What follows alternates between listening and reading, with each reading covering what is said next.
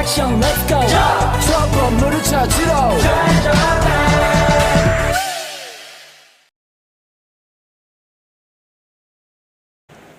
Halo teman-teman, selamat datang di podcast Ngolive Ngobrol bareng Levi bersama aku Farel Pahlevi. Di sini kita udah kedatangan dua tamu yang keren. Mungkin kita akan perkenalan dulu kali ya. Mbak namanya siapa? Asalnya dari mana? Halo, aku Silvi dari Kudus, Jawa Tengah. Halo Mas, namanya siapa? Asalnya dari mana? Nama aku Jeki, asalnya dari Jawa Tengah, lebih tepatnya di Klaten. Oke, dan kali ini kita akan membahas seputar startup. Apa itu startup dan bagaimana perkembangannya? Kalau menurut Mbak Silvi, apa itu startup? Kalau menurut aku, startup itu perusahaan rintisan yang dibangun oleh satu atau dua orang dengan mengembangkan suatu produk, dan produk itu akan mencapai sebuah target pasar. Kalau yang saya tahu ya, startup itu kan banyak banget ya pendanaannya. Apa aja sih pendanaannya itu? Startup itu pendanaannya ada 3 macam, pendanaan seri A, seri B, dan juga bootstrapping, dan masih banyak lainnya. Oke. Kalau menurut Mbak Silvi ini kelebihan dari startup itu apa ya?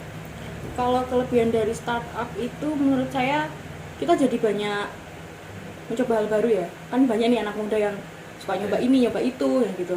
Jadi kalau anak muda mau mencoba startup itu boleh banget gitu. Dan itu juga keuntungannya banyak kan. Terus juga dari segi waktu itu sangat fleksibel sekali. Kita bisa ngelakuin ini, ngelakuin itu gitu. Itu sih. Oke, dengar-dengar juga banyak banget ya startup di Indonesia itu yang hampir 90% itu mengalami kegagalan. Apa sih penyebab dari kegagalan itu, Mas? Penyebab kegagalannya itu dari kurangnya kesadaran diri untuk bertanya kepada senior. Misal contoh senior kita lebih jago di bidang apapun yang lebih dia perdalam tentang startup itu. Jadi kita harus tanya bagaimana caranya untuk memajukan startup kita. Yang kedua ada kesalahan dalam memilih partner.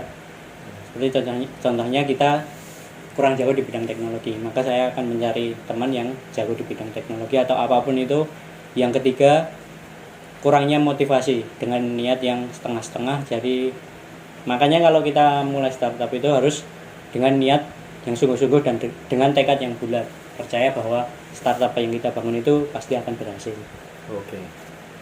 Nah, di Indonesia ini kan banyak banget ya startup kayak Gojek, kayak Grab, dan Maxim.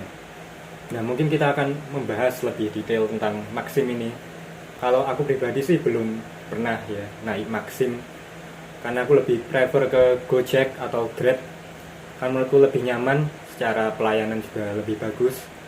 Nah, kalau Maxim ini aku belum pernah nyoba nih. Menurut Mbak Silvi, kelebihan dan kekurangan Maxim itu kayak apa sih? Ya sama sih Mas, aku juga belum pernah naik Maxim. Oke. Cuman kalau dari teman-teman aku sendiri itu mereka bilang kalau harganya itu jauh lebih murah dibandingin ojek-ojek yang lainnya, ojek online lainnya. Terus di sana juga banyak banget promosinya. Jadi mungkin orang-orang akan lari ke Maxim daripada ke ojek yang lainnya. Nah, terus di sana itu ada fitur yang menurut saya menarik. Itu kita bisa reservasi dulu ke drivernya. Jadi kalau misal besok kita keburu-buru tuh gampangnya kita udah pesen duluan gitulah ya. Itu sih. Oke, kalau menurut Mas Jeki gimana kelebihan dan kekurangan Maxim itu? Tadi kan udah kelebihannya, sekarang berarti kekurangannya. Di sisi lain harganya yang murah, itu juga drivernya merasa kurang diuntungkan karena perjalanan yang panjang yang juga ditetapkan nominal dari aplikasinya itu yang rendah, sehingga itu kurang menguntungkan untuk si driver. Kemudian nomor telepon dan juga chat itu hanya sebatas di aplikasi. Jadi itu sulit dan itu menyulitkan si driver, sehingga kesulitan untuk mencari penumpangnya di mana, sampai di mana, ngabari sampai di mana juga. Terus kemudian tentang identiknya kendaraan seperti plat nomor, motornya apa, itu juga beberapa dari driver kurang mencantumnya, sehingga itu menyulitkan penumpang. Oke. Sekian itu. Kan tadi di awal tuh udah disebutin ya pendanaan startup itu apa aja. Nah, kalau Maxim ini maksudnya pendanaan apa ya? Pendanaan seri A. Oke, kenapa pendanaan seri A? Karena pendanaan seri A ini masih membutuhkan bantuan dari investor-investor yang investor itu percaya bahwa startup yang mereka berikan dana itu akan memberikan keuntungan untuk masa mendatang atau keuntungan jangka panjang. Oke. Kalau boleh tahu ya pendapat Mbak Silvi ini, menurut Mbak Silvi lebih ke arah pro atau kontra dengan Maxim ini?